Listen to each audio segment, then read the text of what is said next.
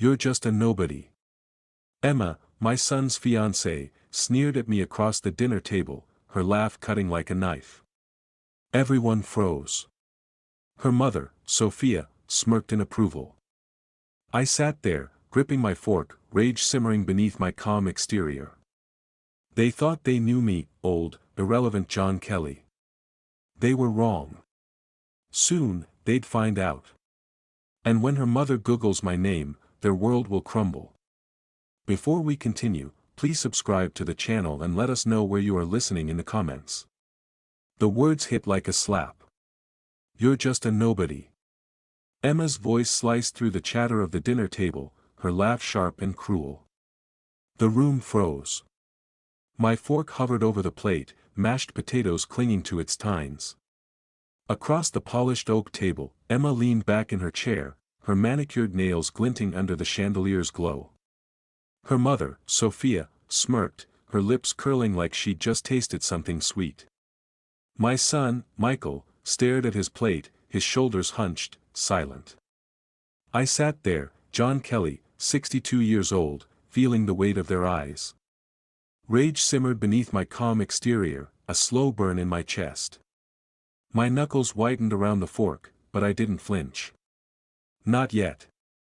The dining room, with its crystal glasses and flickering candles, had been warm moments ago. Now, it felt like a stage, and I was the fool in the spotlight. Emma tilted her head, her blonde curls catching the light. What's it like, John? Sitting in your little house, reliving your glory days? Her tone dripped with mockery, each word a needle. I mean, Michael told me you used to wear those old suits to work. What were you, a clerk? Sophia chuckled, tapping her wine glass with a lacquered nail. Oh, Emma, be kind. Not everyone can keep up with the times. Some people fade. Her eyes flicked to me, cold and appraising, like I was a piece of furniture she'd decided to discard. Michael shifted in his seat, his fork scraping the plate. He didn't look up. My chest tightened. I wanted to reach across the table, grab his shoulder, make him see me. But his silence cut deeper than Emma's words. My own son, letting this happen. I set the fork down, the clink loud in the stillness. Every eye was on me, Emma's triumphant, Sophia's smug, Michael's averted. The candles cast long shadows across the tablecloth, dancing like ghosts of the life I'd built. They thought they knew me, old, irrelevant John Kelly, a relic to be pitied. They were wrong. Emma, I said, my voice low, steady. You think you know me? I leaned forward, just enough to catch her gaze. Her smile faltered, just for a second. But you don't. The room held its breath. Sophia raised an eyebrow, but I didn't look at her. My eyes stayed on Emma, on the flicker of uncertainty in her green eyes. I pushed my chair back, the legs scraping the hardwood floor. Excuse me, I said, standing. My hands were steady, but my heart pounded like a war drum. I walked out of the dining room, their whispers trailing behind me like smoke. The hallway was dim, the air cooler. My steps slowed as I passed the family portrait hanging on the wall, me, Elizabeth, and Michael, smiling in a world that no longer existed. Elizabeth's eyes seemed to follow me, her warmth a ghost in the frame. I stopped, my fingers brushing the glass. Emma's laugh echoed in my mind, sharp and mocking. They'd find out soon enough. When Sophia Googled my name, their world would crumble. But first, I needed to remind myself who I was. I turned toward my study, the door creaking as I pushed it open. The night was just beginning. The study door clicked shut behind me, muffling the distant clink of dishes from the dining room. I stood in the quiet, the air heavy with the scent of old books and polished wood. My desk loomed in the corner, a sturdy oak relic from a life that felt like someone else's. On it sat the family photo, Elizabeth's smile frozen in time, Michael's small hand in mine. I crossed the room, my shoes soft on the worn rug, and picked up the frame. My thumb traced the edge, the glass cool under my touch. The memory hit like a wave. It was 1997, and I was 34, striding through the glass doors of an investment bank in downtown Chicago. The office buzzed, phones ringing, papers shuffling, the hum of ambition. My desk was buried under reports, a coffee mug teetering on the edge. My boss, Harold, leaned against the doorframe, his tie loosened. "Kelly, you're in line for VP," he said, tossing a folder onto my desk. "Big accounts, corner office. You want it?" I'd wanted it. God, I'd wanted it. But Elizabeth's cough had worsened that week, her face pale against the hospital pillows. I saw her in my mind, her hands squeezing mine, her voice soft, "We'll be okay, John." I looked at Harold, my throat tight. "I need to be home," I said. He blinked, then nodded, disappointment flickering in his eyes. I left the folder unopened. The memory shifted. It was 2004 now, our kitchen small and cluttered, the fridge humming in the corner. Michael was 16, all lanky limbs and quiet rebellion. I sat at the table, writing a check for his private school tuition, my fingers cramped from overtime at a job that paid half what I'd earned before. The pen scratched the paper, each zero a promise. Michael breezed through, grabbing an apple. "Thanks, Dad," he mumbled, already halfway out the door. He didn't see the stack of bills beside me, didn't know I'd turned down a better job to stay close. Another flash, 2012. Michael's college graduation, the auditorium packed with proud families. I sat alone in the back, my suit a size too big, my hands folded in my lap. On stage, Michael gripped his diploma, grinning. "I want to thank my friends," he said into the mic, his voice echoing. "You got me here." The crowd clapped. I waited, my chest tight, but my name never came. I clapped too, my hands heavy, my smile a mask. Back in the study, I set the photo down, my breath uneven. I'd given everything, my career, my dreams, my pride, for them. And now? Emma's voice rang in my ears, "You're just a nobody." Michael's silence stung worse. I'd become invisible, a shadow in my own life. I sank into the chair, the leather creaking under me. My eyes fell on the desk drawer, half open, a corner of my old address book peeking out. I pulled it free, the leather cover worn soft, the pages yellowed. It smelled of time, of deals closed and promises kept. This book held names, people who'd once called me a force, a man who could move mountains. I hadn't opened it in years. My fingers traced the names, each one a thread to a past I'd buried. I wasn't that man anymore, or was I? Emma and Sophia thought they could bury me with their words, but they didn't know the weight I'd carried, the strength it took to let go of glory for love. I flipped a page, then another, my pulse quickening. There, Frank Sullivan. A name that could change everything. I stopped, my thumb pressing the paper. A smile tugged at my lips, small but real. The rage from the dining room was still there, but now it had focus. I closed the book, the sound sharp in the quiet. Standing, I slipped it into my pocket and headed for the door. The phone was in the living room, and I had a call to make. The living room was dim, the torchlight casting a soft glow across the old couch. I stood by the coffee table, the address book heavy in my hand, its leather warm from my grip. The phone sat on the side table, a black cordless relic that hadn't rung in weeks. My thumb hovered over the buttons, the numbers from Frank Sullivan's page burned into my mind. Emma's sneer echoed in my head, "You're just a nobody," and my jaw tightened. I wasn't that man. Not anymore. I dialed, each beep loud in the quiet. My heart thudded, a mix of fear and fire. What if Frank didn't remember me? What if he did, but laughed? The line clicked, and a gruff voice answered. "Sullivan." "Frank," I said, my voice steadier than I felt. "It's John Kelly." A pause, then a low chuckle. "John Kelly, as I live and breathe. Been a minute, hasn't it? Too long." I forced a smile, though he couldn't see it. I need to talk. In person. You free tomorrow? Another pause, longer this time. What's this about, John? His tone shifted, curious, like he sensed the weight behind my words. Let's just say I'm calling in an old favor. I glanced at the address book, open to his name. You still at the club? Yeah. Noon work? His voice had an edge now, like he knew this wasn't just a catch-up. Noon's perfect. I kept it short, my fingers tightening on the phone. See you then. Looking forward to it, Kelly. The line went dead.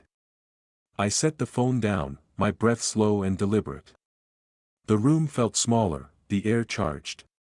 I crossed to the window, the curtains half drawn, and looked out at the street. The neighborhood was quiet, the lawns manicured, the houses glowing with lives I'd never know. My reflection stared back, eyes sharp in the glass. For the first time in years, I recognized myself. A memory flickered, 1995, a sleek Chicago restaurant, all dark wood and clinking glasses. I was 32, my suit crisp, my handshake firm. Across the table, a client leaned forward, his pen poised over a contract. You drive a hard bargain, Kelly, he said, but his smile was respectful. I'd closed the deal in 20 minutes, the waiters nodding as I passed. That man, confident, unstoppable, felt close again, his pulse beating in my veins. I turned from the window, the address book still in my hand. Emma and Sophia thought they'd broken me, but they'd only woken me up. Michael's silence hurt, but I'd show him who his father was. I wouldn't lose him to their poison. I slipped the book into my pocket, its weight like a key to a door I'd locked long ago. Tomorrow, Frank would open that door, and I'd walk through. I didn't know what he'd tell me, about Sophia's secrets, Emma's games, or something else entirely, but it was a start. I grabbed my coat from the rack, the fabric soft and familiar. The night air would clear my head. I stepped outside, locking the door behind me. The stars were bright overhead, sharp against the black, like they were watching. I climbed into my car, the engine humming to life. Frank was waiting, and I was ready. The stars were still sharp overhead as I pulled into the parking lot of the golf club, their light a faint promise in the spring dusk. I cut the engine, my hand lingering on the keys. The address book rested in my jacket pocket, its weight a reminder of the man I used to be. I stepped out, the gravel crunching under my shoes, and adjusted my tie. The club's glass doors gleamed ahead, reflecting the manicured greens and the elite who glided across them. This was their world, Sophia's, Emma's. But today, I was stepping into it. Inside, the air smelled of polished wood and expensive cigars. The bar was tucked in a corner, its marble counter catching the afternoon sun. Frank Sullivan sat at a high-top table, his gray hair thinning but his eyes as sharp as I remembered. He raised a glass of bourbon in greeting, his smile half-cocked. John Kelly, he said as I approached, his voice gravelly. Didn't think I'd see you here again. I slid onto the stool across from him, my fingers brushing the address book through my jacket.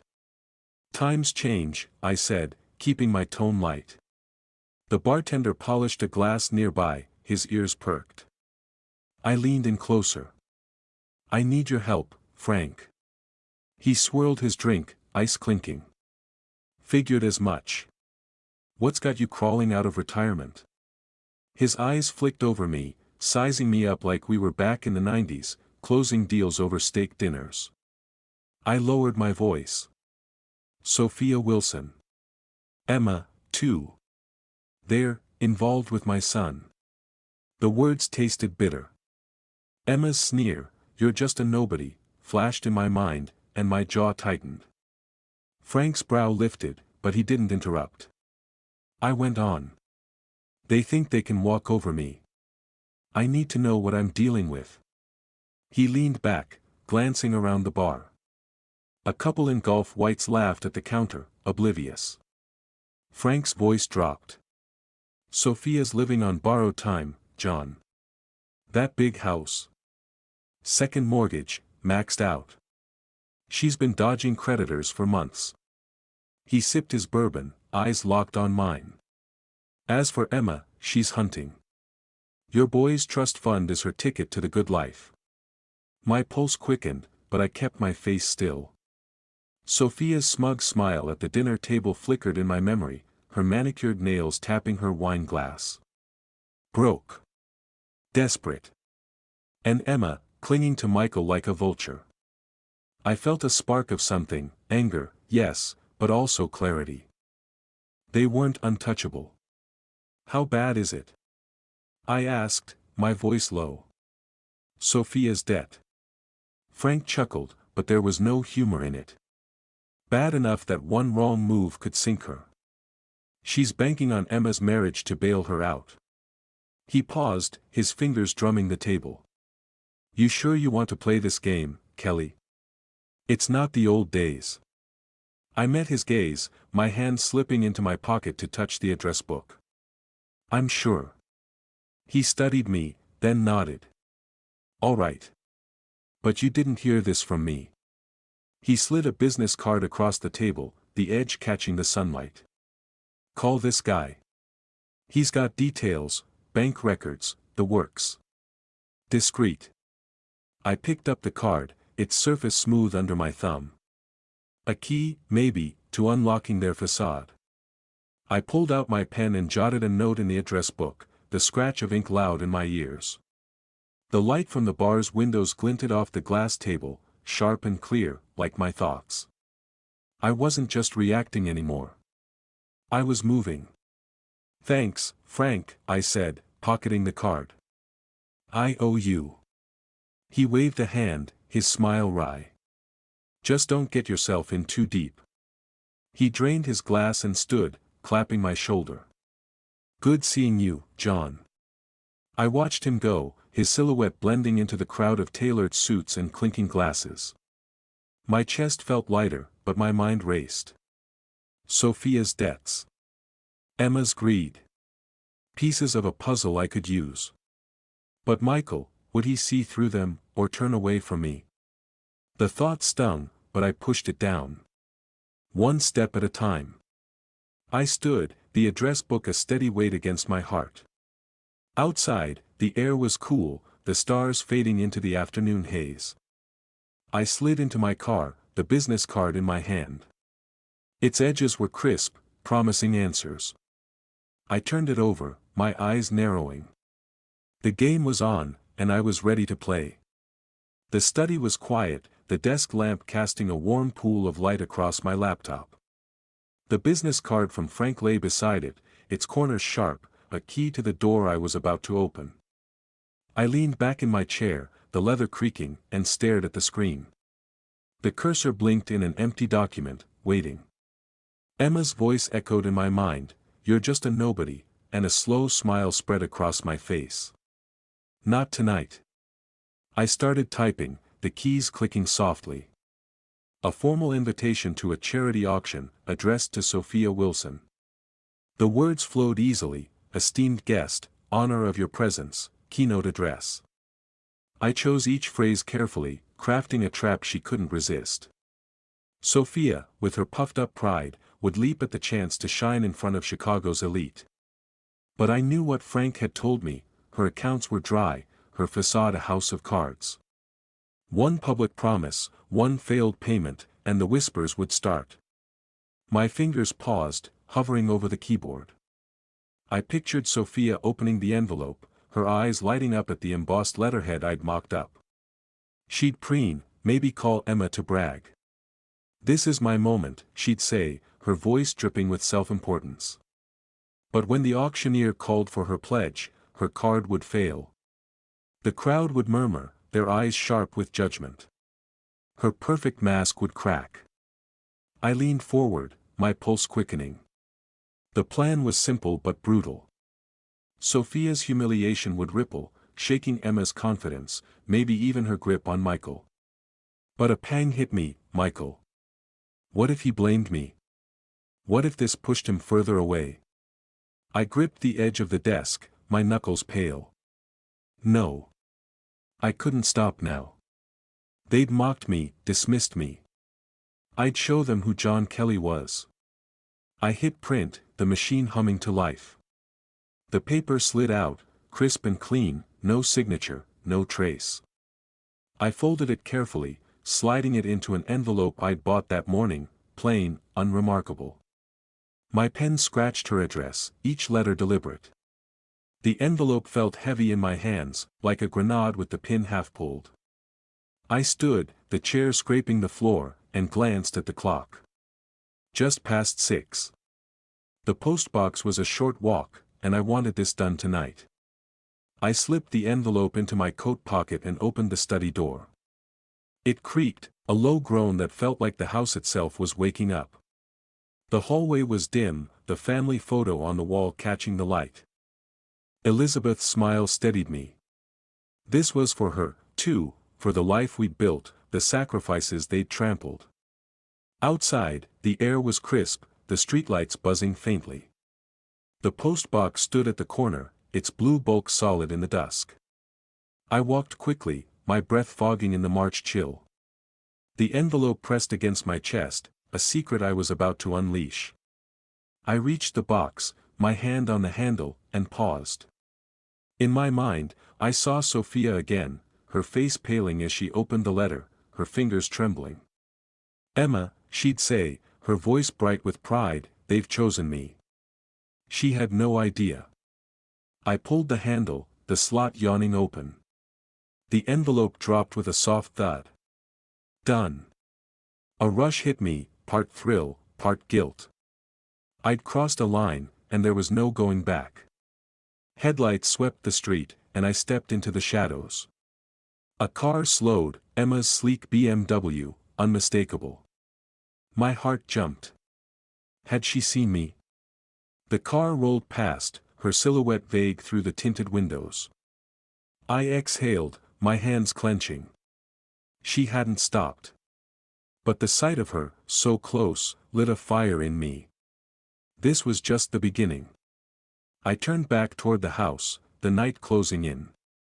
The game was moving, and I was no longer the prey. The banquet hall's glow spilled onto the sidewalk as I approached, the red carpet leading to glass doors that reflected the city's skyline. Emma's BMW pulled up just ahead, its engine purring before it parked. I adjusted my tie and slipped inside, keeping to the shadows near the entrance. The air was thick with perfume and the clink of champagne flutes, the crowd a sea of sequins and tailored suits. I stayed by a column, my eyes scanning for Sophia. The trap was set, and I was here to watch it spring. The hall was a spectacle, crystal chandeliers casting prisms on the walls, a string quartet humming in the corner. Sophia stood on a raised platform, her emerald gown catching the light as she smiled at the podium. Her voice carried, polished and proud. "This cause means so much to me," she said, her hands gesturing grandly. "I'm thrilled to pledge $50,000 tonight." The crowd clapped, but I saw the auctioneer's assistant frown, her tablet glowing as she tapped the screen. My pulse quickened. I leaned against the column, my fingers brushing the address book in my pocket. The assistant whispered to the auctioneer, who stepped forward, his smile tight. "Mrs. Wilson," he said, his voice amplified, "there seems to be an issue with your payment." Sophia froze, her hand mid-gesture.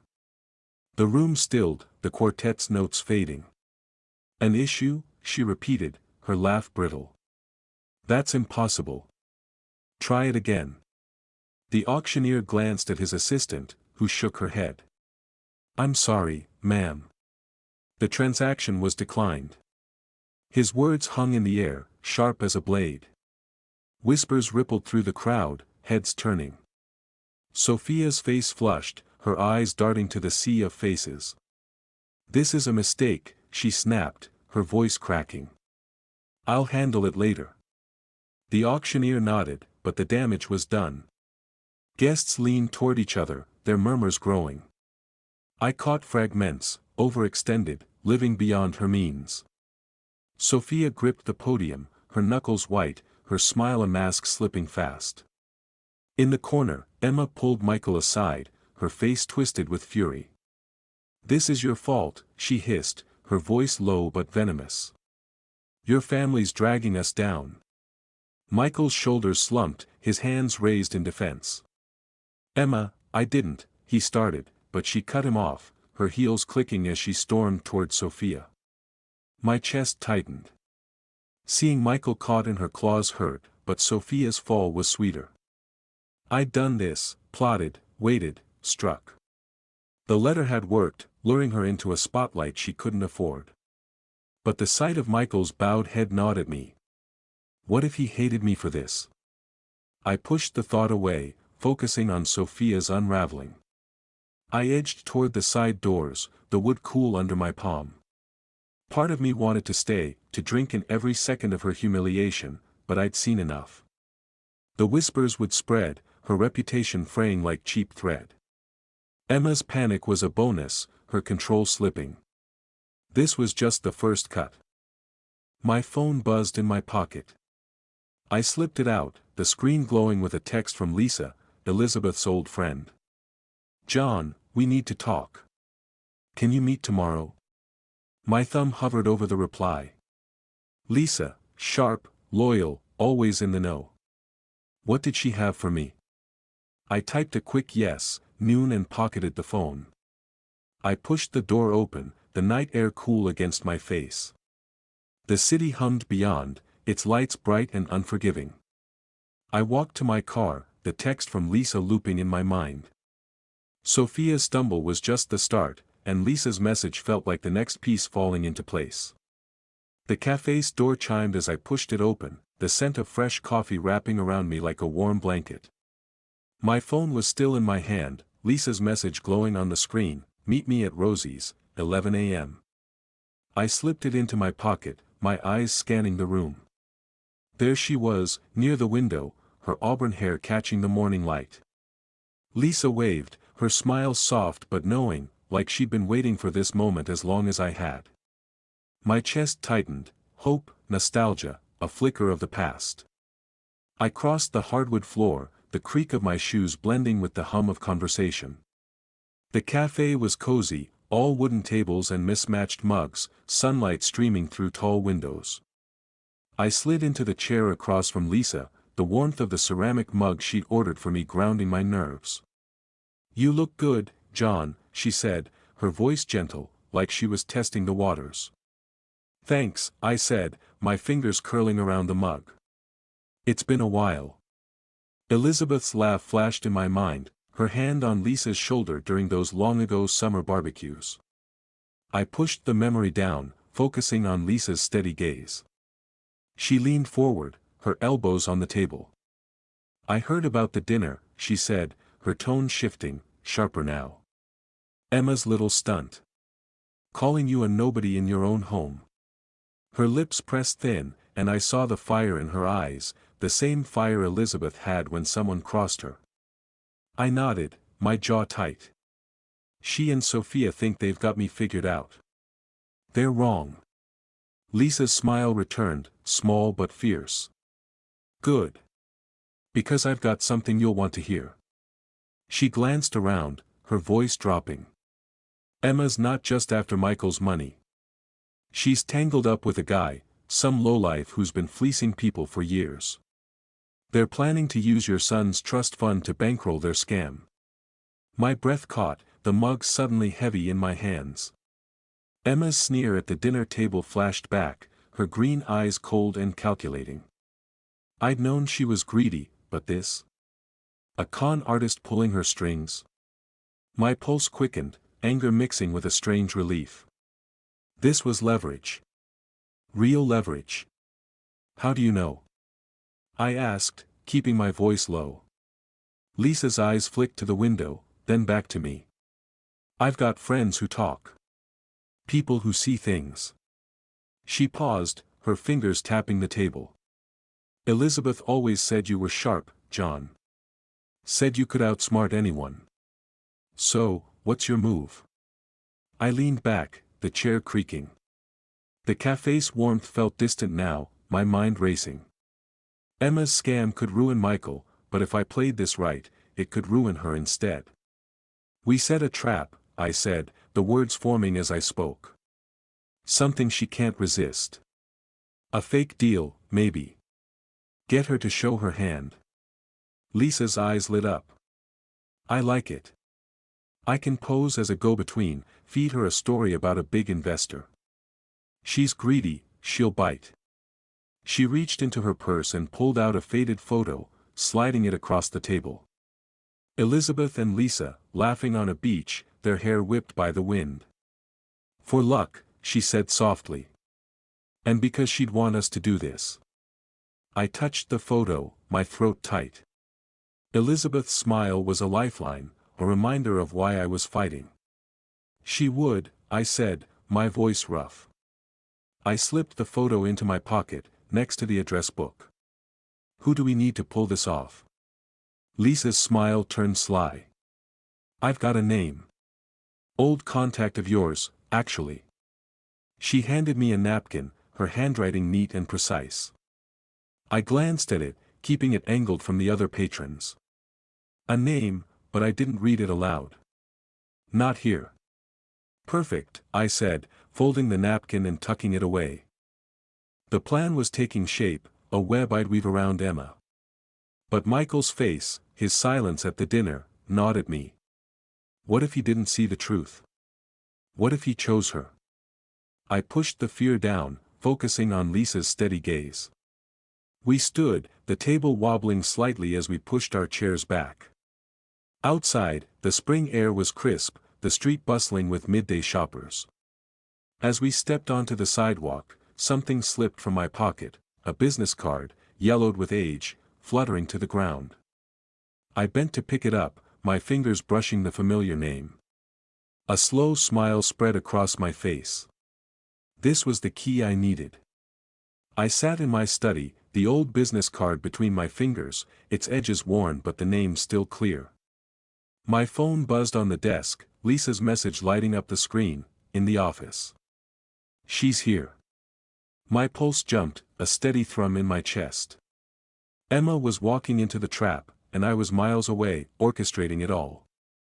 The address book lay open beside me, a reminder of the man who'd closed deals with a handshake. That man was back. I leaned back, the chair creaking, and pictured the scene Lisa had described. A sleek Chicago office, all glass walls and polished steel, the kind of place Emma would feel at home. Lisa, posing as an investor's assistant, would be offering her a deal too good to pass up, a high-stakes venture that needed connected partners. Emma, greedy and blind, would take the bait. My phone buzzed again. She's talking. Recording now. I exhaled, my fingers tightening on the card. Lisa was good, better than good. She'd play Emma like a fiddle, and every word would be caught on tape. I stood, pacing the study, the rug soft under my shoes. The air smelled of wood polish and time, the family photo on the desk watching me.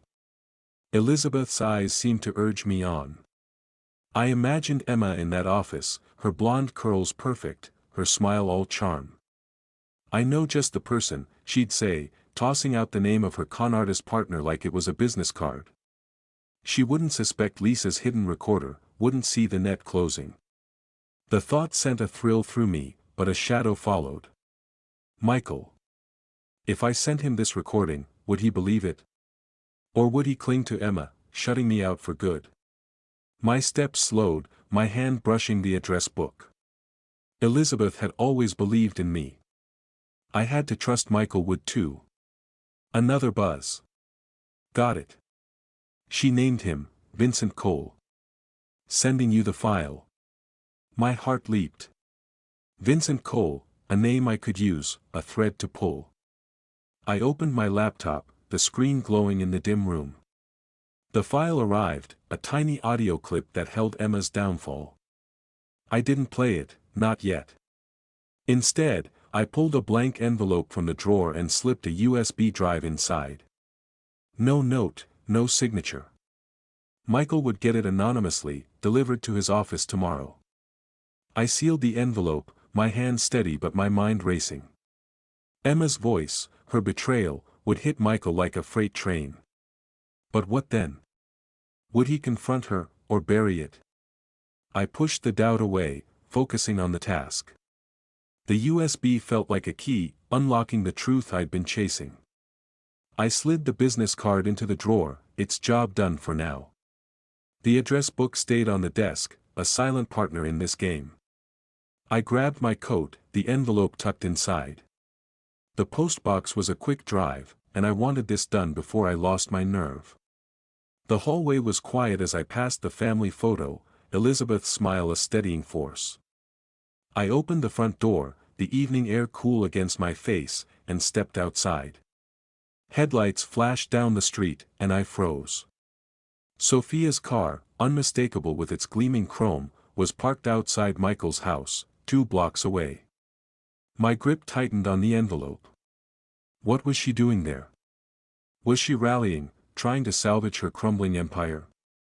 The sight of her car was a spark, igniting a new wave of resolve. Emma was teetering, and Sophia was next. I climbed into my car, the engine humming to life.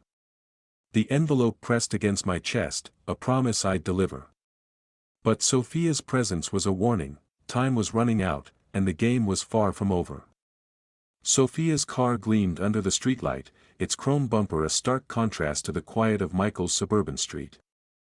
I stood in the shadows, my breath shallow, the envelope with the USB still in my coat pocket. From inside Michael's house, raised voices spilled out, Sophia's, sharp and frantic, cutting through the evening air. My plan had hit her hard, and she was flailing. I edged closer, the grass damp under my shoes, and pressed myself against the hedge. The words were clear now, and they were about me. Inside Sophia's house, just hours earlier, the scene had been chaos. I pictured it vividly, piecing it together from the whispers I'd set in motion. She'd torn open a letter, its letterhead official, the words brutal, her debts, her missed payments, splashed across a local gossip column for all of Chicago's elite to see. Her hands would have shaken, the paper crumpling as she screamed into her phone, blaming everyone, her accountant, her lawyer, even Emma. But the truth was out, a wound I'd inflicted with a few well-placed calls and a leak to the right people. Her empire of appearances was crumbling. Now, in Michael's living room, she was lashing out. "It's your father," she shouted, her voice a jagged edge. "He's behind this, Michael. He's trying to ruin me." I peered through the window, the curtains half open. Sophia stood in the center of the room, her silk blouse wrinkled, her hair slipping from its perfect bun. Michael sat on the couch, his face tight, while Emma hovered near the doorway, her arms crossed. I held my breath, my heart pounding. Sophia's accusation was a wild swing, but it was dangerous. If Michael believed her, if he turned on me, everything could unravel. But I saw his eyes, narrowed, uncertain. He wasn't buying it, not yet. "Sophia, calm down," Michael said, his voice low but firm. "You don't know it was him." "Don't I?" she snapped, pacing like a caged animal. "He's bitter, Michael. Jealous of Emma, of us. He's a nobody who can't stand our success." Her words echoed Emma's from that dinner, and my jaw clenched. Nobody. The word was their weapon, but it was losing its edge. I shifted, my hand brushing the address book in my pocket. I'd orchestrated this, fed the press just enough to expose Sophia's lies without leaving a trace. The leak was clean, untraceable, but her panic was proof it had landed.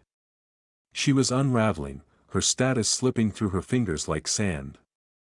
Emma stepped forward, her voice icy. "If it's John, he's smarter than I thought." Her eyes flicked to Michael, testing him. "But you'd know, wouldn't you? He's your father." Michael's head snapped up, his fists clenching. "Leave it, Emma." The tension in his voice sent a chill through me. He was caught between them, but his doubt in Sophia was a crack I could widen. Sophia whirled on me, though she didn't know I was there. "He's a vindictive old man," she spat. "You'll see, Michael. He'll drag you down with him." Her voice broke, and I saw it, fear. Not just of me, but of losing everything. Her status, her control, her daughter's future. She was bleeding out, and I'd barely lifted a finger. I stepped back, my shoes silent on the grass. I'd heard enough. Sophia's counterattack was desperate, but it was failing. Michael's silence, his doubt, was my victory. I turned toward the street, the envelope still in my pocket. The USB would reach him soon, and Emma would fall next. But Sophia's words lingered, a warning. She wasn't done fighting.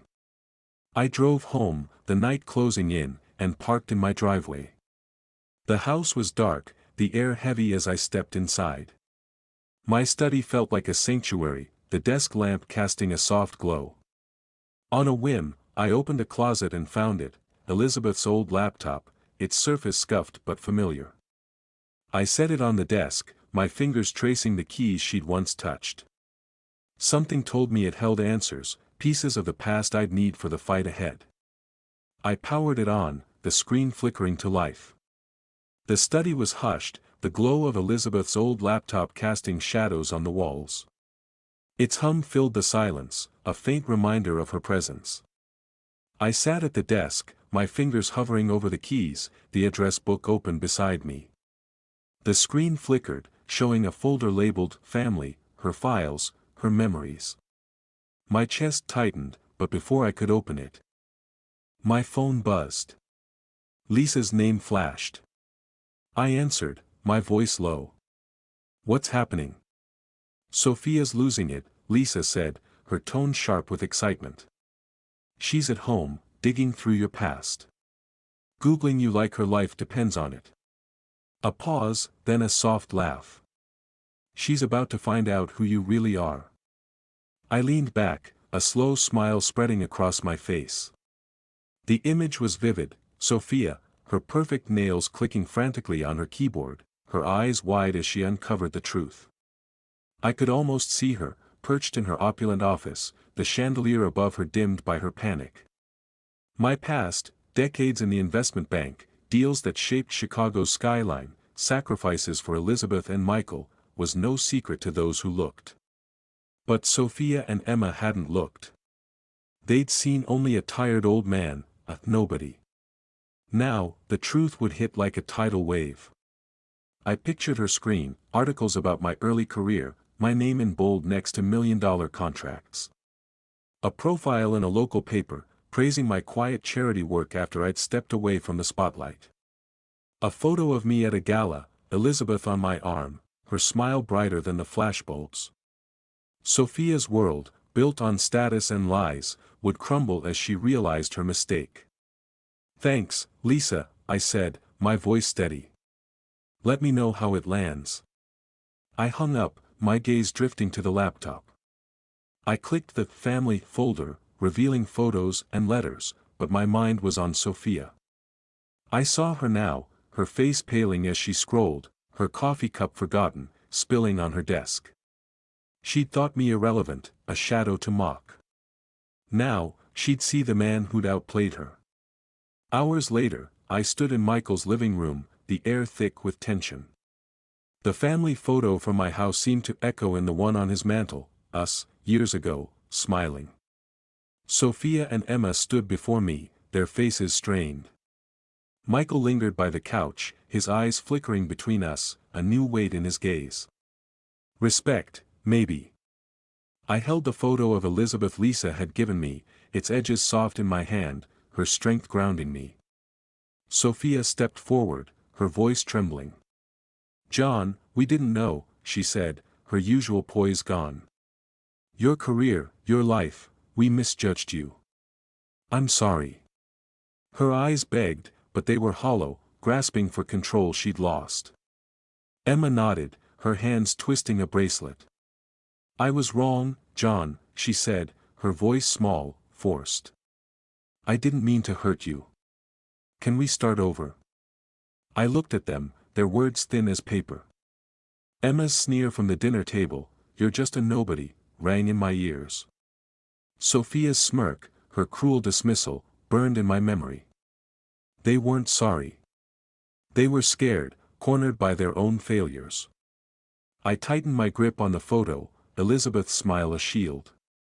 "You saw what you wanted to see," I said, my voice cold, cutting through their pleas. "You mocked me, humiliated me in my own home. Apologies don't erase that." Sophia flinched, her lips parting, but no words came. Emma's eyes darted to Michael, seeking rescue, but he stayed silent, his jaw tight. I saw it then, a shift in him, a dawning realization. He was seeing me, really seeing me, for the first time in years. My heart ached, but I stood firm, the address book in my pocket a quiet ally. "John, please," Sophia tried again, her voice cracking. "We can make this right." I shook my head, stepping toward the door. "It's too late for that." My eyes met Michael's, and for a moment, we held each other's gaze. There was pain there, but also something new, understanding. I turned, my hand on the doorknob, and walked out. Lisa was waiting by my car, her arms crossed, her smile soft but knowing. The evening air was cool, the streetlights buzzing faintly. "You did it, John," she said, her voice warm. "They're done. Now what?" I paused, the photo still in my hand, Elizabeth's presence steadying me. "Now," I said, "we talk about what's next." Lisa nodded, gesturing to her car. I followed, my steps lighter, the night opening before us like a new chapter. The park was quiet, the morning sun filtering through budding trees, casting dappled light on the path. I sat on a bench beside Lisa, a paper coffee cup warming my hands. The air smelled of fresh grass and spring. A world waking up. Lisa's presence was steady, her shoulder brushing mine as we talked, her voice a soft anchor after the storm. She'd been waiting by my car last night, her offer to talk pulling me here, to this moment of calm after the chaos. "Emma's gone," Lisa said, sipping her coffee. "She broke off the engagement this morning. Packed her things and left Michael's place." Her eyes met mine, a spark of triumph in them. "And Sophia? She's a ghost now. The country clubs blacklisted her, and her so-called friends won't return her calls." I nodded, the weight of it settling in. Sophia's empire, built on borrowed money and borrowed time, had collapsed. Emma's schemes, her con artist partner exposed, had crumbled under the truth I'd sent Michael on that USB. I'd won, but the victory was bittersweet. Michael's silence at the dinner table, his bowed head as Emma and Sophia tore into me, still stung. I wanted him back, not just his respect. Lisa set her cup down, her hand resting on the bench. "You're quiet," she said, her tone gentle. "What's on your mind?" I looked at the coffee, steam curling in the cool air. "Michael," I said. "I got their respect, Lisa, but I don't know if I've got him." My voice was rough, the fear I'd buried rising. "What if he can't forgive me for this?" She touched my arm, her fingers light but firm. "Give him time, John. He's seeing you now, really seeing you. That's a start." Before I could answer, my phone buzzed. A text from Michael: "Dad, can we talk? At the house. Please." My heart jumped, hope and dread tangling in my chest. I showed Lisa the screen, and she smiled. "Go," she said. "He's ready." I drove to Michael's house, the streets familiar but heavy with memory. His front door was open when I arrived, the living room warm with morning light. A photo of us, me, Elizabeth, Michael as a boy, sat on the coffee table, its frame polished, like he'd been looking at it. He stood by the window, his shoulders tense, but his eyes met mine, clear and steady. "Dad," he said, his voice breaking. I was blind. "Emma, Sophia, they fed me lies, and I let them. But you," he stepped closer, his hands clenched. "You were always there, sacrificing everything. I didn't see it. I'm sorry." The words hit like a wave, washing away years of distance. I swallowed, my throat tight. I just wanted you to know who I am, Michael, I said. Not for apologies. For respect. He nodded, his eyes bright. I do. I see you now. He reached out, his hand gripping mine, strong and sure. For the first time in years, I felt my son, not the shadow of him. We sat, talking longer than we had in years. He told me about Emma's lies, Sophia's desperation, and I listened, the rift between us closing. When I left, the photo on the table seemed brighter, like it held a new promise. Later, I met Lisa at the park again. She handed me a small key, its metal cool in my palm.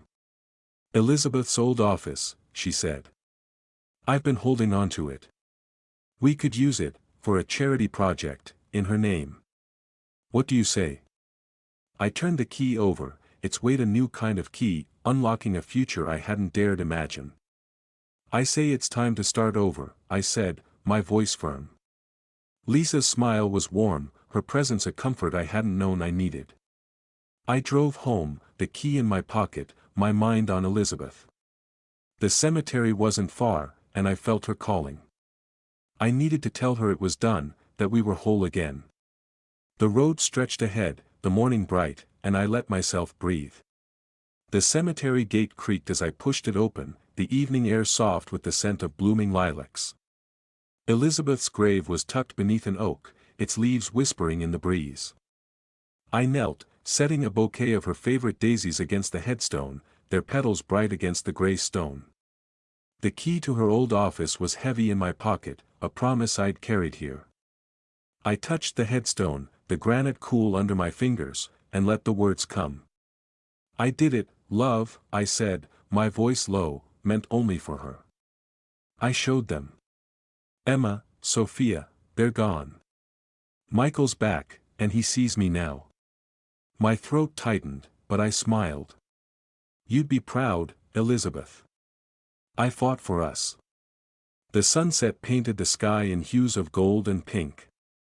Its light softening the edges of the world. I sat back, the grass damp beneath me, and let the memories flood in. The dinner, Emma's cruel laugh, Sophia's smirk, they'd thought me nothing, a relic to discard. But I'd unraveled their lies, piece by piece. The USB I'd sent Michael, exposing Emma's con. The leak that bared Sophia's debts. Lisa's help, her sharp mind turning my plans into reality. It had been a war, and I'd won. Sophia was a pariah now, her name a whisper of scandal in the circles she'd once ruled.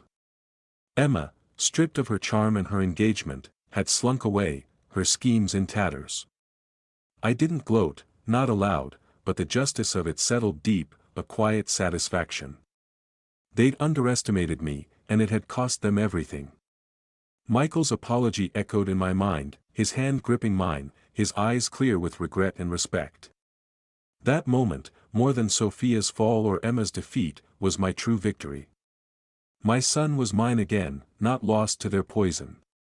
And Lisa, her friendship, her fire, had given me something new, a purpose beyond the fight. The key in my pocket was proof, a charity in Elizabeth's name, a legacy we'd build together. I didn't know if Lisa and I would be more than friends, but her presence was enough, a light I hadn't expected. I stood, brushing dirt from my knees. We're starting over, I told Elizabeth, my voice steady. Me, Michael, Lisa. We'll make you proud. The wind stirred, carrying the scent of daisies, and I felt her, not in the stone but in the air, the light, the quiet strength I'd carried through this. I walked to the gate, the cemetery's iron doors looming ahead. They weren't a barrier but an opening, a threshold to something new. I paused, glancing back at her grave, the daisies glowing in the fading light. The fight was over, but life wasn't. There was work to do, plans with Lisa, bridges to rebuild with Michael, a future to shape. I slipped the key from my pocket, its metal catching the sunset's glow. It felt right, a piece of Elizabeth I'd carry forward. I stepped through the gate, my car waiting beyond, its engine a soft hum when I started it. The road stretched into the dusk, the horizon bright with possibility. I drove, the key in my hand, the world opened before me. If you liked this story, please like this video, subscribe to the channel, and share your impressions of this story in the comments. To listen to the next story, click on the box on the left. Thank you for watching.